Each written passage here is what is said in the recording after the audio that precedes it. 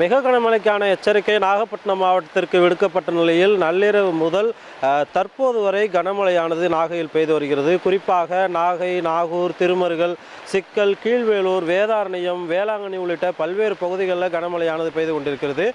தாழ்வான பகுதிகளில் பல்வேறு குடியிருப்புகளில் கனமழை நீரானது உட்புகுந்திருக்கிறது. நாம் தற்போது நிற்கக்கூடிய பகுதி வள்ளியமநகர், நாகூரில் இருக்கக்கூடிய வள்ளியமநகர் என்ற பகுதியில் இருக்கிறோம். இந்த பகுதியில் கிட்டத்தட்ட ஒரு 25க்கும் மேற்பட்ட வீடுகள் இருக்கிறது. ஒரு தாழ்வான பகுதி, கிட்டத்தட்ட 10 வருடத்திற்கு மேலாக முறையான வடிகால் வசதிகள் இல்லாத காரணத்தால் கிட்டத்தட்ட 20 வீடுகளுமே மழை வெள்ள காலங்களில் தண்ணீரில் மிதக்கக்கூடிய ஒரு நிலை ஏற்படும். அந்த வகையில் தற்போது ஒரு இரவு பெய்த மழைக்கே இந்த குடியிருப்பு முழுவதுமாகவே, இவங்க வசிக்கக்கூடிய வளாகம் முழுவதுமாகவே மழை நீரானது தேங்கி இருப்பதை நமது ஒளிப்பதிவாளர் காட்டிக் கொண்டிருக்கிறார். குறிப்பாக இன்னும் கிட்டத்தட்ட ஒரு 2 மணி நேரம் இந்த மழை தொடர்ந்து நீடித்தால் வீடுகளுக்கே மழை நீர் போகக்கூடிய ஒரு நிலை ஏற்படும். தற்போது இங்கே இருக்கக்கூடிய மக்களிடம் பேசலாம். அண்ணா, நீங்கள் எத்தனை வருஷமாக இந்த பாதிப்பை சந்திக்கிறீங்க? எப்போயிலேருந்து மழை பாதிக்க ஆரம்பிச்சு? முகாம்களுக்கு வர சொல்லி அதிகாரிகள் ஏதாவது அறிவுறுத்துனாங்களா? இன்னும் ஒன்றும் அறிவிக்கவே இல்லை. மொத்தம் மழை நாங்கள் பிறந்ததுலேருந்து இங்கே தான் இருக்கோம். வருஷம் இது மாதிரி தான் மழை வந்துட்டு இருக்குது.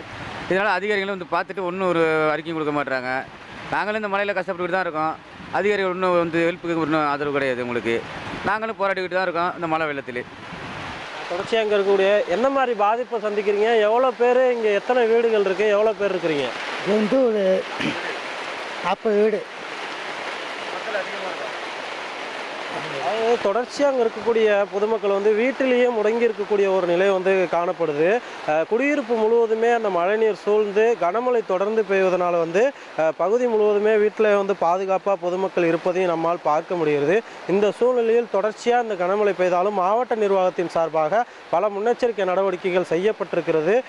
பொதுமக்கள் பாதுகாப்பாக முகாம்களுக்கு செல்ல வேண்டும் என அரசு அதிகாரிகள் அறிவுறுத்தினாலும் ஒரு சில பகுதிகளில் குடிநீர் சூழ்ந்திருக்கக்கூடிய பகுதியில் இருக்கக்கூடிய மக்களுக்கு இதுவரை அந்த தகவலானது சென்று சேரவில்லை என்று தெரிகிறது.